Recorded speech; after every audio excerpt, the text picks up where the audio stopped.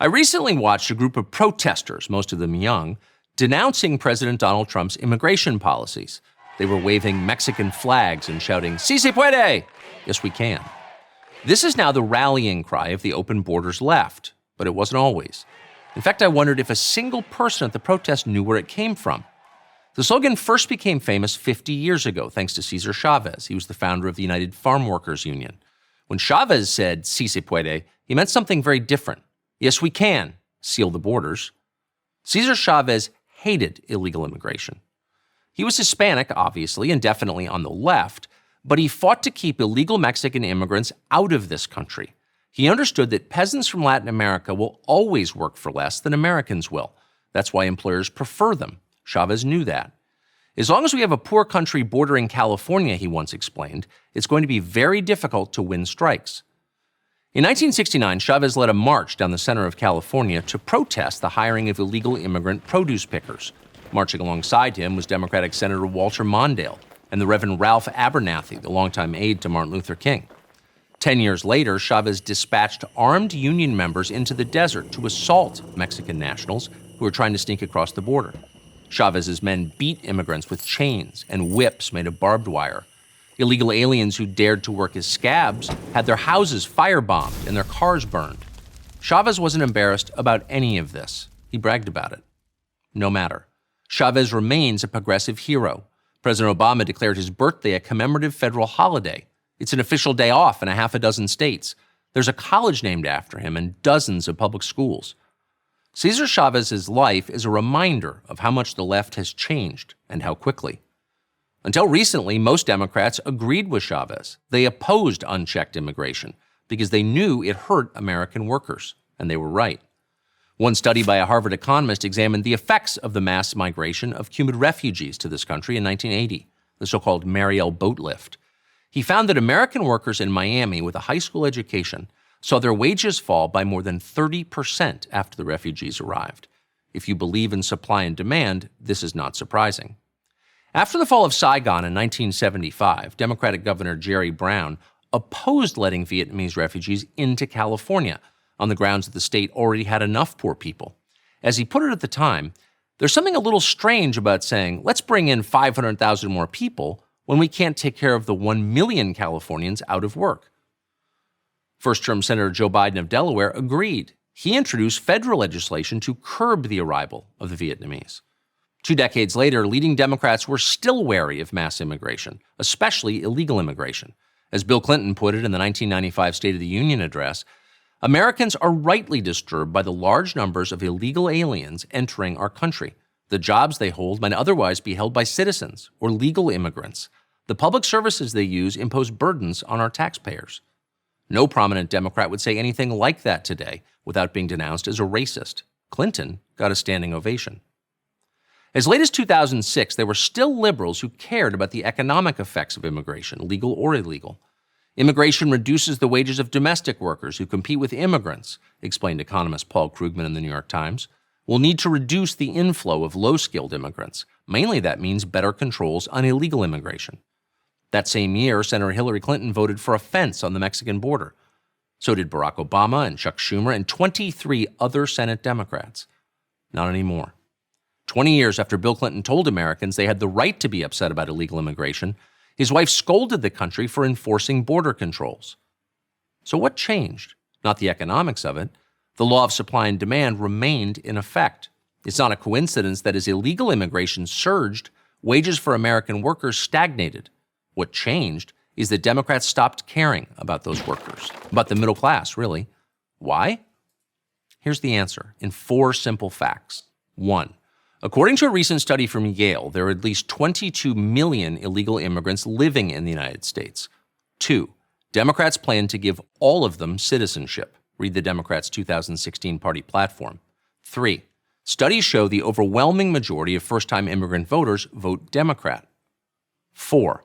The biggest landslide in American presidential history was only 17 million votes. Do the math. The payoff for Democrats? Permanent electoral majority for the foreseeable future. In a word, power. That's the point, no matter what they tell you. American workers be damned. I'm Tucker Carlson. What's up, guys? Aldo here with PragerU. Today I'm in West Hollywood, California to ask people what they think about illegal immigration and what we should do about housing migrants. It's gonna be a good one. Let's go. Before we jump into this video, make sure you guys head on over to the App Store and download the PragerU app to stay up to date with everything that we're doing here.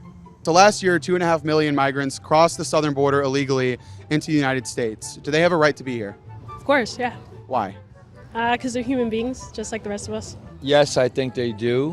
What we have is people coming over here that we love and we want them to come through the border. I think illegal immigration is just people who don't have access trying to find freedom. Yeah, I mean, everyone has a chance to start new and start fresh and have an opportunity. I mean, like, think about like our great-great-great-parents. Like, they started somewhere, so why can't they? I don't understand why we're not, in general, more embracing and accepting of others that want to come here. I think America is the land of the home and the home of the brave.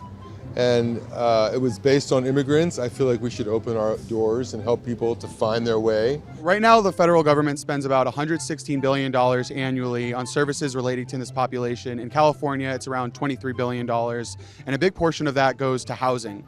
What do you think we should do about the housing problem? I mean, I think giving someone a house is just the bare bones of what we should do. There's a lot more that goes into like creating sustainability for people. I think there's a lot of like unused buildings that people can kind of go into. I mean, there's like hotels are not being used. Eric Adams recently came up with an idea to house migrants in private citizens' homes. This would be a plan where he would put money back into their pockets, but he wants to open up private citizens' homes to these migrants. What do you think about this plan? Well, if you need the money and you have an extra room, sounds good to me. I think that's like a really good idea. I mean, yeah, why not? Like, give them a home, give them a bed, give them a roof, food, opportunity for work. I mean, sure. People can sleep on my couch all the time, man. I think it's great. If they want to put somebody up, then why shouldn't they? I mean, Could you ever see yourself housing a migrant in your home? I mean, totally. I mean, I don't necessarily have the space for it living in New York City, but I wouldn't be opposed to it. Could you ever see yourself housing a migrant? Not right now, not at this point, no. Could you see yourself doing this sometime in the future? Probably not, to be honest, because the future is going to be about, I don't know, about myself, I guess. well, I think somebody living in my own home is a different situation than somebody living in my community. Isn't America our community? Isn't America our home? Yeah, but I think our own private quarters of our home is a sanctuary, is a private space compared to like where you and I are out now on a public street. Would you be willing to house migrants yourself in your own home? Yeah, why not? And I help out because I'm Mexican myself, so I come from immigrants, so I don't see why I wouldn't help my people.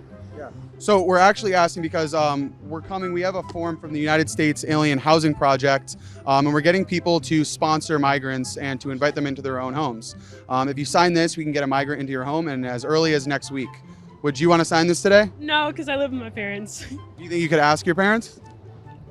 I don't know. I don't know how they'd go about this. Would you be willing to sign this today and invite a migrant into your home? No. If you sign this, we could get a migrant into your house as early as next week. Would you be willing to sign this?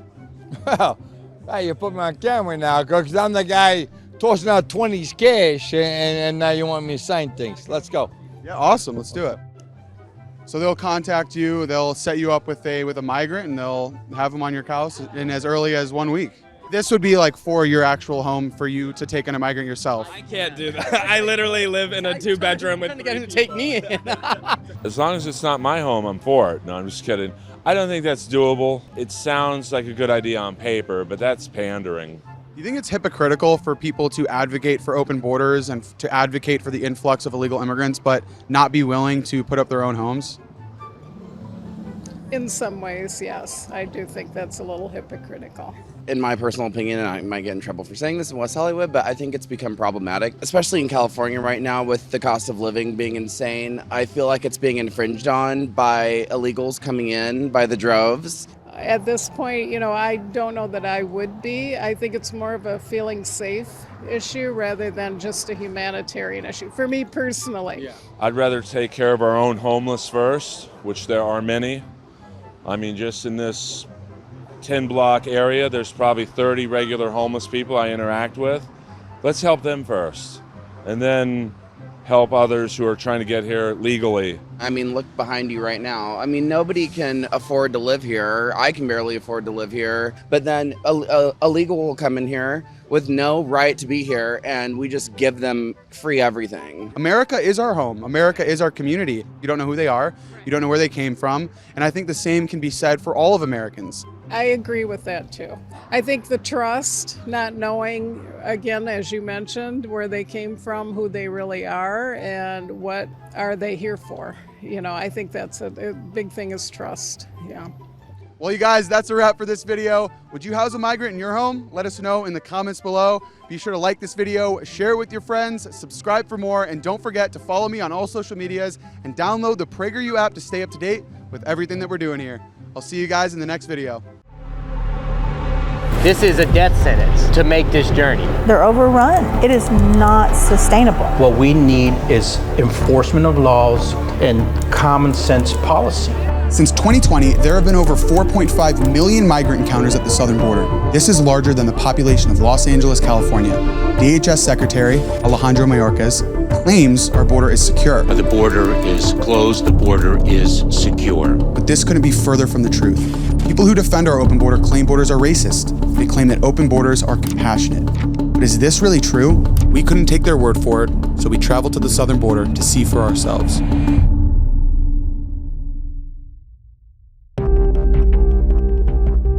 Guys, we're in Eagle Pass right now where we're experiencing firsthand the humanitarian crisis that is going on our southern border. What's happening on our border is absolutely inexcusable. I'm talking about lawlessness, poverty, murder, the whole 9 yards. We've got a lot of folks that arrive who have no way, no system, no friends, no parents, no family to take care of them. They arrive traumatized and they end up in the street. And how is that humane? If you could see that shipping container right there, that's where they keep the deceased. That one right there next to the building. If they have their ID documents on them, and we can notify their consulate, so at least let their family know. But the downside of that is the families don't have money to transport their loved one back home. So what winds up happening is we have to, a lot of times, inter them here locally in our local county cemetery. And unfortunately, they just get a pauper's grave. The coyotes, they don't care at all. They'll wait until after they've already made it to Houston, or after they've made it to where they're going, or after they've been caught by law enforcement. Then they'll say, hey, we left this person behind at this location, and he was either already dead or he was almost dead. And that'll be days later. People are just getting left behind to die all the time, every day. As if nobody knows about it, then you can't do anything about it, right? And last year, we had 17 people die in the desert because of the illegal aliens crossing. I put 15 of those in the body bag myself. Wow. What's hard about our job is when you start dealing with women and children that are being trafficked across the border, being smuggled across the border. That's what's hard about our job, is seeing that daily. They're humans too. They're no different than me and you. They're coming to the United States because they want to come for economic reasons and work. Right now we're at the Kinney County Sheriff Department. We're right next to some private land where they say they're looking for a mother and her child. They're looking for after a bailout. When these migrants are caught, they bail out of the car, they hop the fence on a private property. While they're looking for this mother and her suspected child, they're also looking for somebody who's suspected to be armed and dangerous, has affiliations with the cartel. This is an everyday occurrence for them. This is something that happens all the time. And it's pretty wild that you have these migrants, these families, these mothers and children who are really in the same bunch as these armed and dangerous criminals.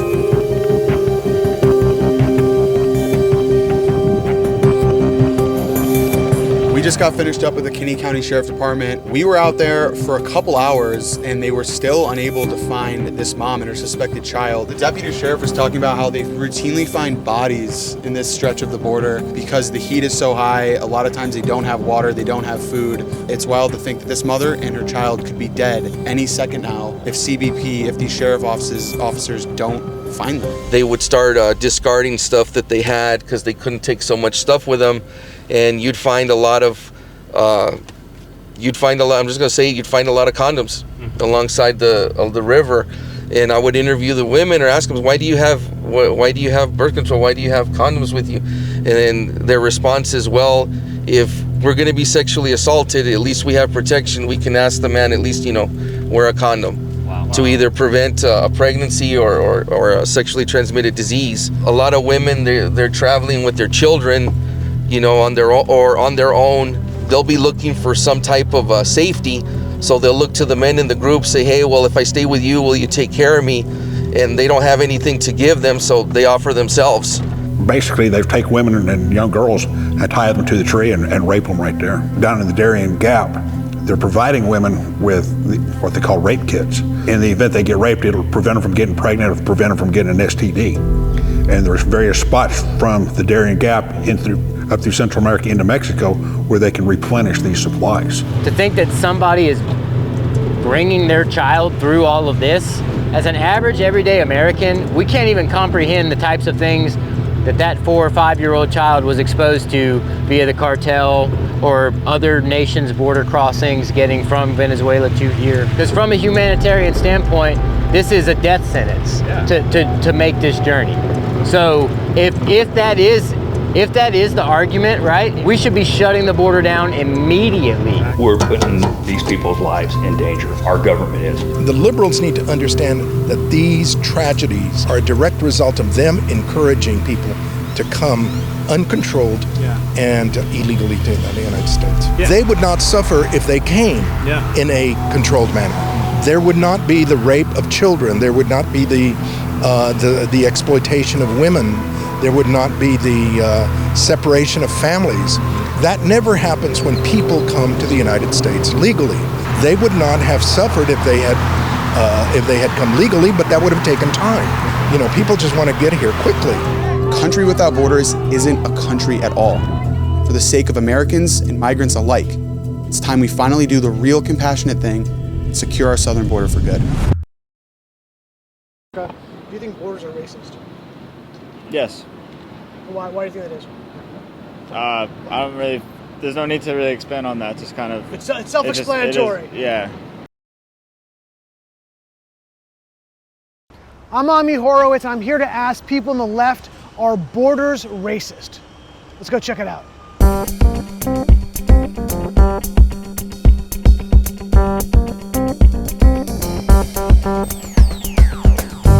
Do you think having borders is racist?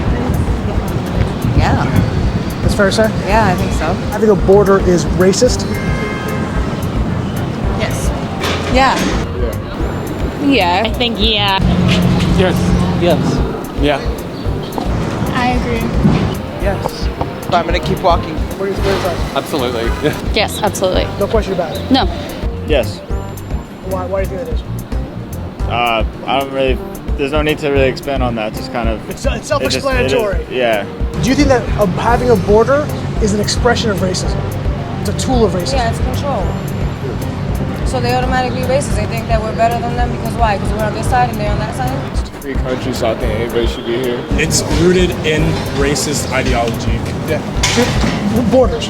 Yeah. It's everybody in this fucking country is racist. Whether they say they are or they're not, they are. Why are you keeping them out? It obviously has something to do with it's racially motivated. You don't want them in here. Do you agree that this country is fundamentally racist?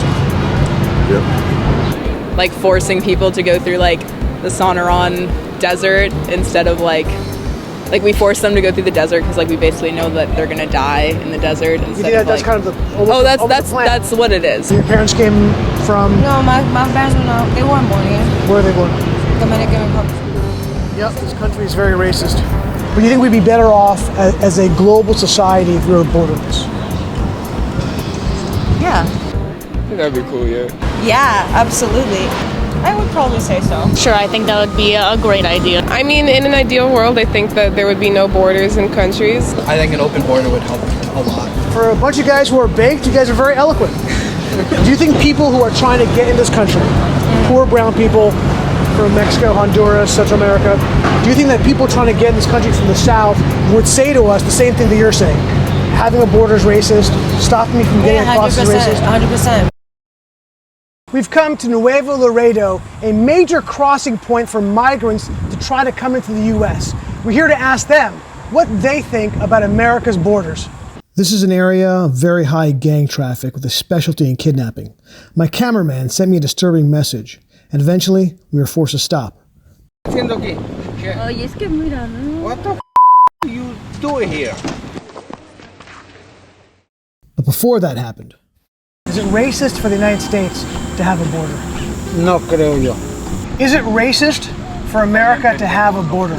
No, yo no soy racista. No, racista no es racista. No es racismo, simplemente que Estados Unidos pues así es una manera de ellos de cuidar su país en cuanto a la seguridad. Is it important for the U.S. to have a border? Sí, sí. Sí, creo que es muy importante. Digo que sí, por la razón de que, ¿cómo se llama? Pues cada quien cuide ¿cómo se llama? Su país, ¿verdad? Su country. La verdad sí es importante porque... Los gobiernos son libres, pueden hacer lo que quieran porque para eso están. What do you think of Americans who say we don't want any borders? Todos son estúpidos.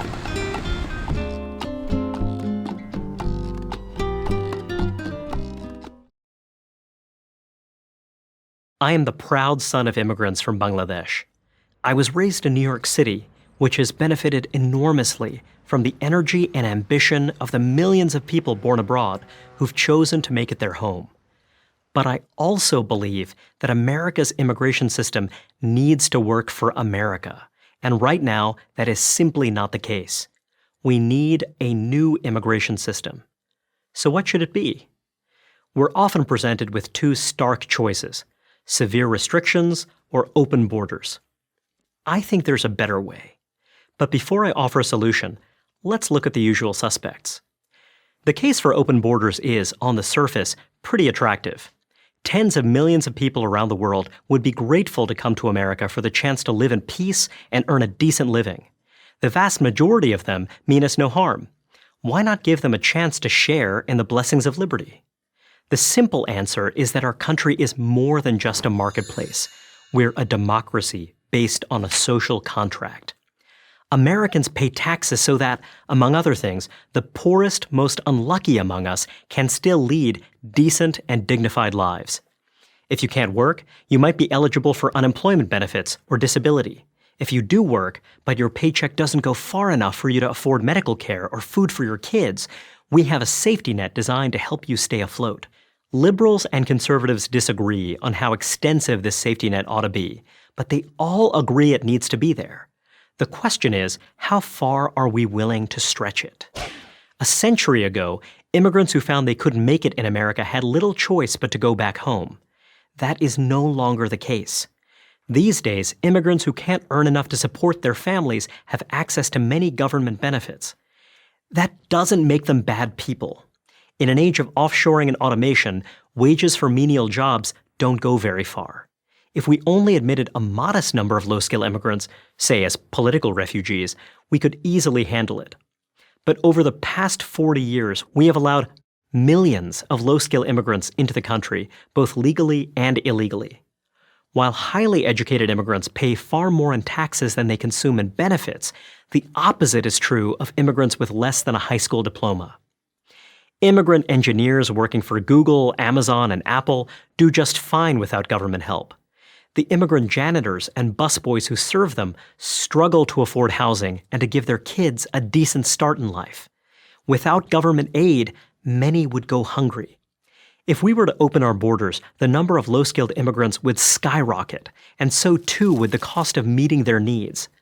Ironically, this would only exacerbate the wealth disparity that so animates the open borders crowd.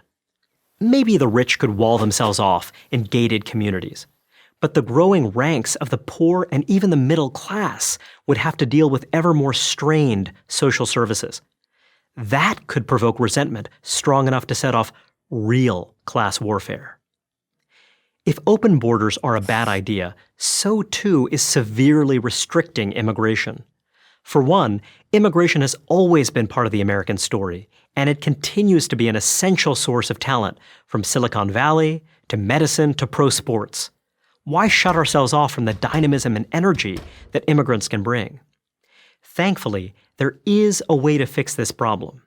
We can modernize the system to give priority to those who have strong skills and job offers. People, in other words, who will pay more in taxes than they need in benefits.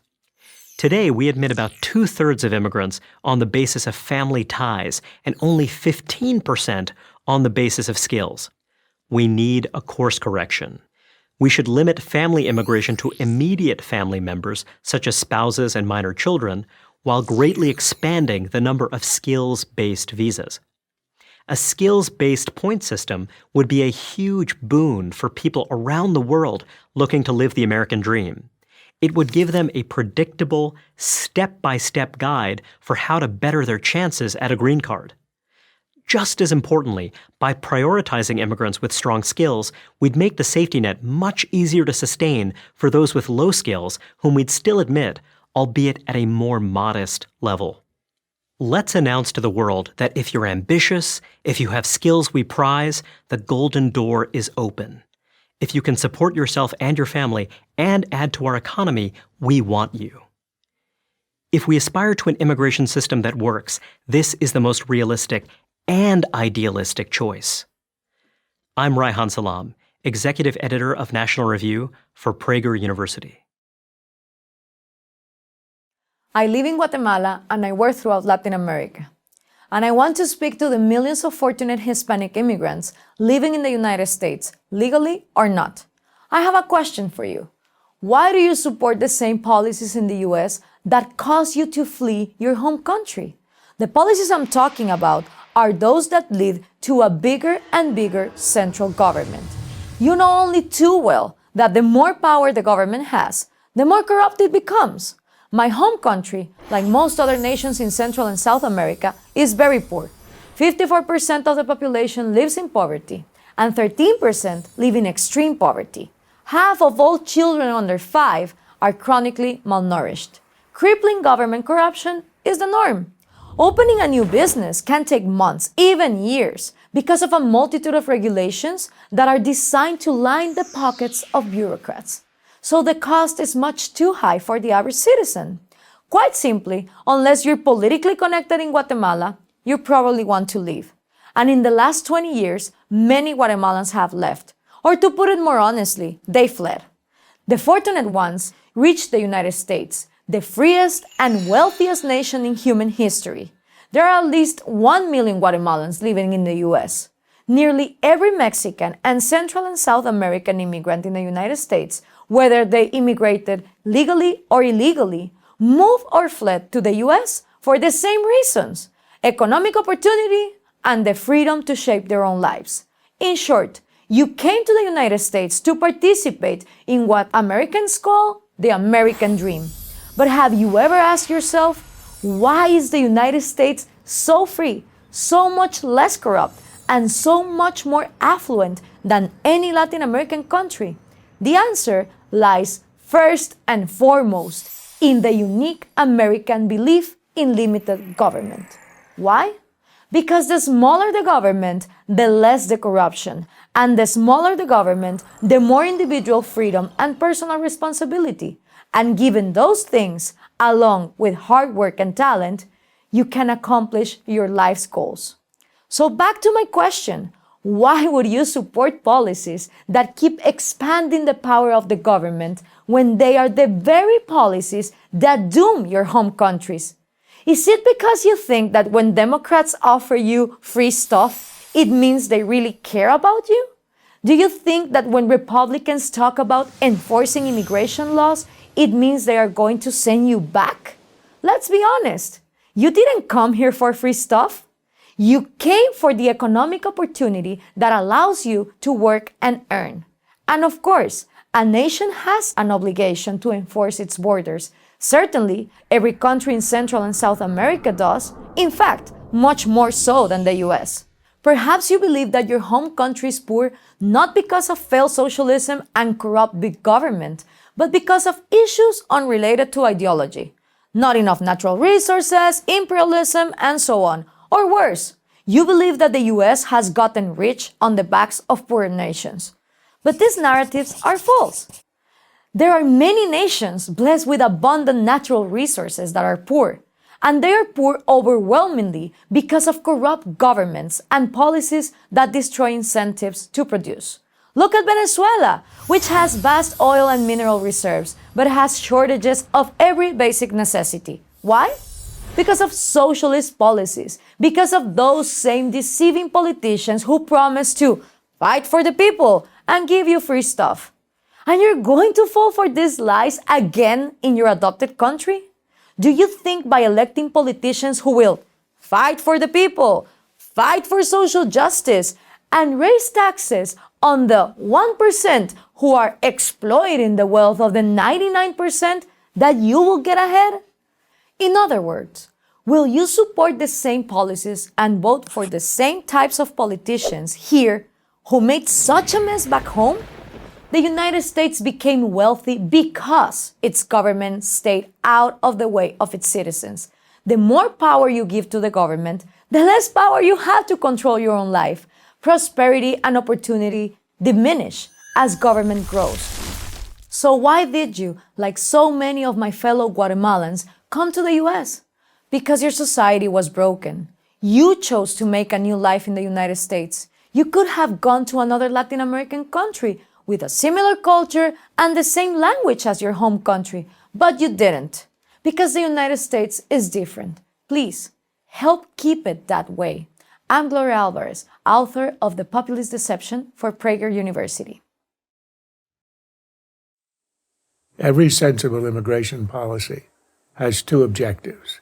One, to regain control of our borders so that we decide who enters, and two, to find a humane way to deal with the 11 million illegal immigrants who now live among us.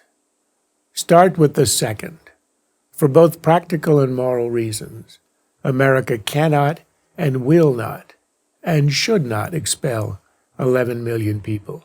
That leaves us with two choices. Ignore them or figure out a way to legalize them. Ignoring them hasn't worked. But there's also a huge problem with legalization. It creates an irresistible incentive for new illegal immigrants to come. We say, of course, that this will be the very last, very final, never again, we're not kidding this time, amnesty. And everyone knows it's phony. That's what was said in 1986 when we passed the Simpson-Mazzoli immigration reform. It turned out to be the largest legalization program in American history. Nearly 3 million people got permanent residency. There was no enforcement. We now have 11 million new illegal immigrants in our midst. The irony of this whole debate, which bitterly splits the country, is that there is a silver bullet that would not just solve the problem, but also create a national consensus behind it. A vast number of Americans who oppose legalization and fear new waves of immigration would change their minds if we could radically reduce new, i.e. future, illegal immigration. And we can. First, build a barrier. Call it a wall, call it a fence, call it what you will. Add cameras and sensors, add drones, beef up the patrols. All that matters is that we regain control of the border. Fences work. The triple fence outside San Diego led to a 90% reduction in infiltration. Israel's border fence with the West Bank produced a similar decline. Even holier-than-thou Europeans have conceded the point. Hungary, Macedonia, Bulgaria, Austria, Greece, Spain, why even Norway have all started building border fences to stem the tide of Middle Eastern refugees. Then enforce two other measures: a national e-verify system that makes it just about impossible to work if you're here illegally, and a functioning visa tracking system, since 40% of illegal immigrants are visa overstays. The wall fence will, of course, be ugly. So are the concrete barriers to keep truck bombs from driving into the White House. Sometimes function has to supersede form. And don't tell me that this is our Berlin Wall. When you build a wall to keep people in, that's a prison. When you build a wall to keep people out, that's an expression of sovereignty. Of course, no barrier will be foolproof, but it doesn't have to be. It simply has to reduce the river to a manageable trickle. Once we do, everything becomes possible, including dealing with our 11 million illegal immigrants. So let's fix that. Track the visas, do E-Verify, build the damn barrier. It's ridiculous to say that it can't be done. And who would certify that the border is back in our control? I would have a neutral party, perhaps a commission of retired jurists, issue the judgment. Once they do, we legalize the 11 million, granting them the right to stay and work here. We can't give them citizenship. That's a bridge too far. You don't get to join the political destiny of the country by entering it illegally. But any children born here would be American, which means that over time, the issue resolves itself. The American people are legitimately angry at the price American society has paid due to illegal immigration. But they are also a generous people. Once they're assured that we do indeed control our borders, that anger will abate. A national consensus will emerge.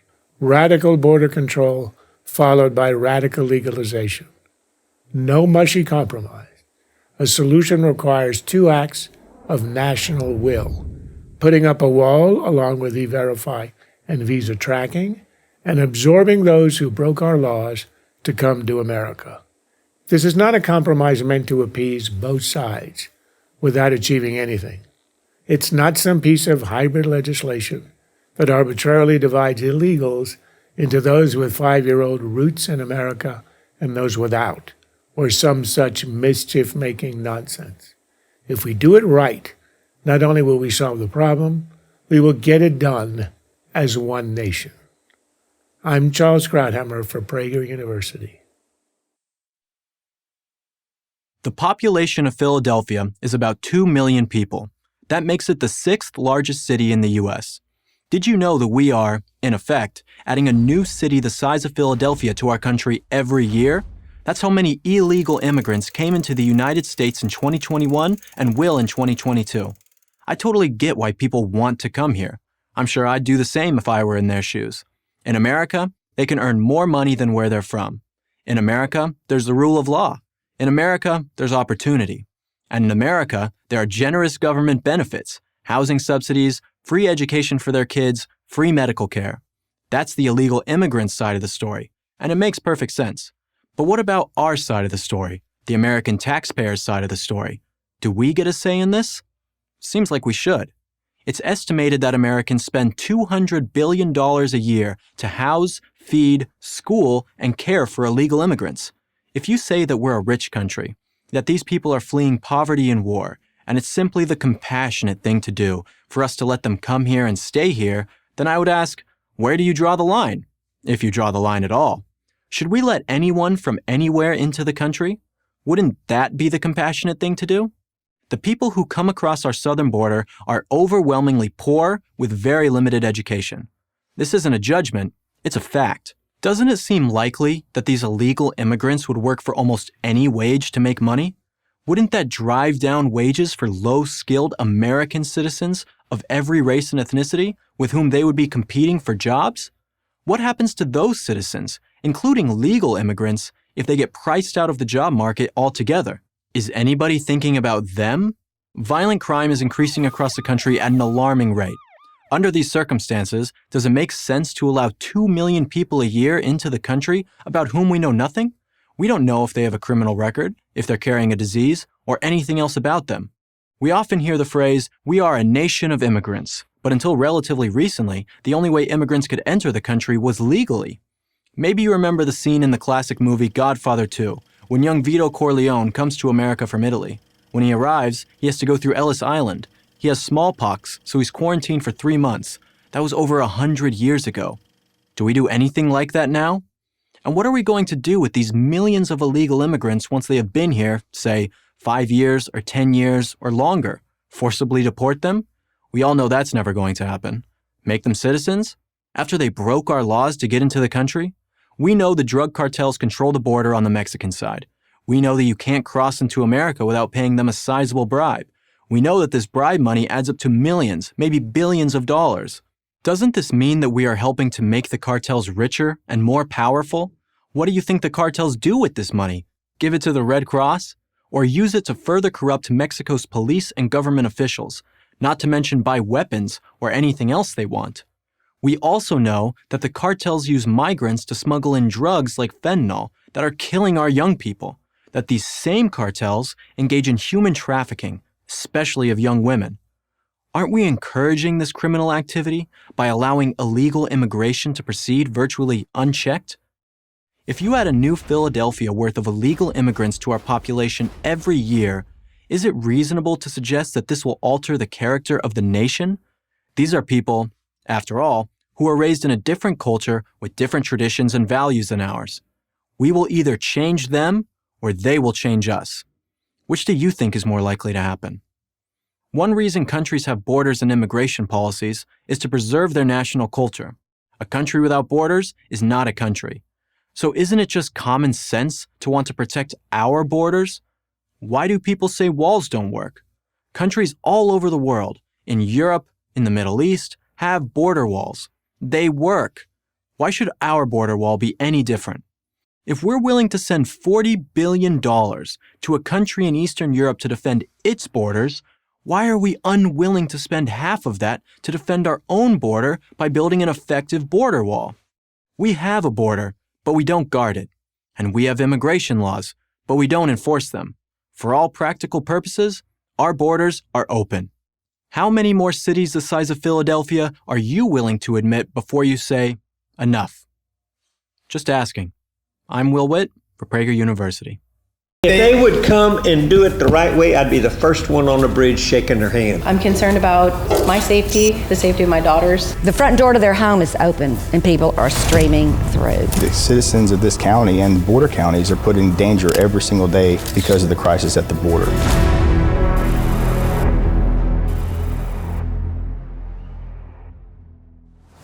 These people are probably about a mile and a half from the river. How would that affect their houses if they have illegal aliens coming up at all times of night through the Rio Grande? Recently, there was a break-in and a homeowner was assaulted at one of those houses. Guys, we've been in Del Rio, Texas for the last few days witnessing firsthand the humanitarian crisis plaguing our southern border. From stories of home invasions experienced by local ranchers by members of the cartel to shootouts, that is the reality of life on our southern border. I feel like I've been totally abandoned. Like they don't care. You're going to hear stories from the DPS and probably the Border Patrol of humans being found in the pastures assassinated. Bullets in the back of their head because they don't comply with what the cartels want them to do. I've had people trying to break into my home. I've been chased back to our house by an illegal. You know, our vehicles have been damaged. We've had things around our property that have been damaged. It is a constant struggle, and the weight emotionally to never be able to actually let your guard down, knowing what danger exists in your own brush on your own property, it shouldn't be. Yeah. I shouldn't have to, as an American, be armed just to let my kids play outside. We shouldn't have to worry about anybody coming onto our property and knocking on our door in the middle of the night, or surrounding the house and looking in my daughter's window in the middle of the day, you know? I've had them come to my doors, knock on my windows. It might be one, it might be two, and one particular night I had probably about 15 surround my house, banging on my windows and banging on my doors. I've got on camera where they have literally the drugs are being transported with guys holding pistols, guys holding ARs. I've got in the middle of the night and our cameras hit. That ain't the ones that just want a better life over here, as the left side would try to make us believe. Right there, that right there is the bullet. Obviously going to be large caliber. That was a cartel guy or what? Had to be. Had to be. They were really well. They're the only ones armed. They're walking across the river, climbing up the canyons, the water lines. They're constantly poking holes in the water, which runs the whole time, dries the well up. You've got $500,000 worth of damage on some ranches within a month, and nobody pays for it. None of us want to face the public scrutiny that comes with just trying to defend our property and defend our homes.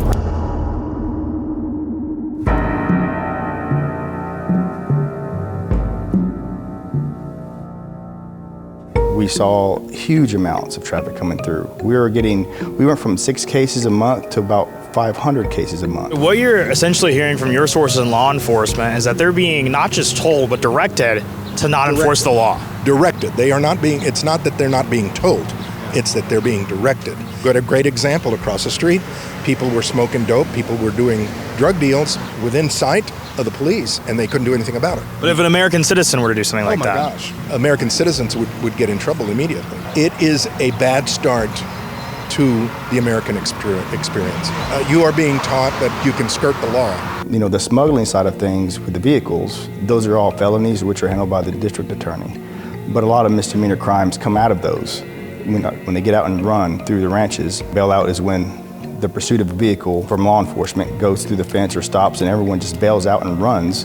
I think today we've already had one or two. Last night there was a bailout in the middle of town. A total of 17 people were at large. I live with a pistol on my side. I don't care if I'm on the ranch or I go to town. I never in my lifetime thought I'd have to get up every morning and put my pistol on my side. If they would come and do it the right way, I'd be the first one on the bridge shaking their hands. Exactly. So when you bang on my doors and I see guns in your hands and I see all the rest of the stuff's going on, you can't tell me it's humanitarian. Anything that results from unlawful entries such as fentanyl poisoning or crimes committed by illegal aliens, that's all preventative crime. There's a legal analysis you can go to, but it's called the but-for test. But for something happening, the other thing wouldn't happen. But for us not having a secure border, they would not have been able to commit those crimes in the first place. They're all preventable. So the people that are raped, the people who get poisoned, if we had a secure border, those crimes wouldn't even have occurred. If all of America could get a taste of what we're going through down here, I believe it would change. The failure to secure our southern border is putting American lives at risk. Only 3 days after Title 42 expired, 5 migrants arrested at the U.S. border were discovered to be on the FBI's terrorist watch list. The chilling question remains, how many evaded capture are in the country right now? Securing our borders is not xenophobic, nor is it racist. The residents of border communities are the first to say that when immigrants come to the United States legally, they are welcomed with open arms and opportunities. It's time that we secure our southern border for good.